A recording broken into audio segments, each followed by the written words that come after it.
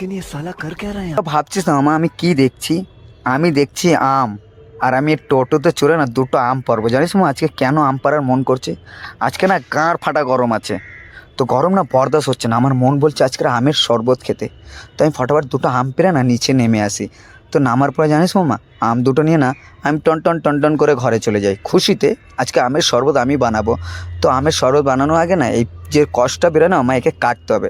তো আমি আজকে বাহুবলী তো হয়ে গেছি, বটিতে আজকের আমটা কাটতে লেগে গেলাম।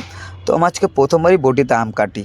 তো আম কাটার পর না একে তাজা পানিতে না ভালো করে ধুবো, ধোয়ার পরে একে সেদ্ধ করার জন্য না আমি গ্যাসে চড়িয়ে দেবো। তো 15 মিনিট মামা গ্যাসে সেদ্ধ করতে হয়, ঠিক আছে? তো সেদ্ধ হয়ে গেছে, সেদ্ধ হওয়ার পর না আমি নামিয়ে দিয়েছি একে। তো নামানোর পর আমাকে ঠান্ডা করার জন্য আমি ঠান্ডা পানিও এনে রেখেছি। তো ফটাফট একে আমি একটু পানি দিয়ে ধুয়ে ধায়ে নিলাম। তো নেওয়ার পর না আমাকে ছিলতে হবে। তো ফটাফট আমি ছিলছি, আমার ততক্ষণ না তোমরা ভিডিওটা লাইক করে দাও। তো ছিলতে জানিস মামা হাতটাও আমার জ্বলে গেছে, প্রচণ্ড জ্বলেছে। জ্বলছে জ্বলুক, লেকিন আমের শরবত খেলে না সব ঠিক হয়ে যাবে। তো ভাই প্রথমে আমের শরবতের জন্য চিনি দেবো। তো চিনি দেওয়ার পর না আমার পরিমাণ মতো নুনও দিতে হবে। তো নুনটাও দিলাম। তো এখন একে মিলাবো, একসাথে মিলিয়ে না মামা একে একটু চেক করবো জানিস।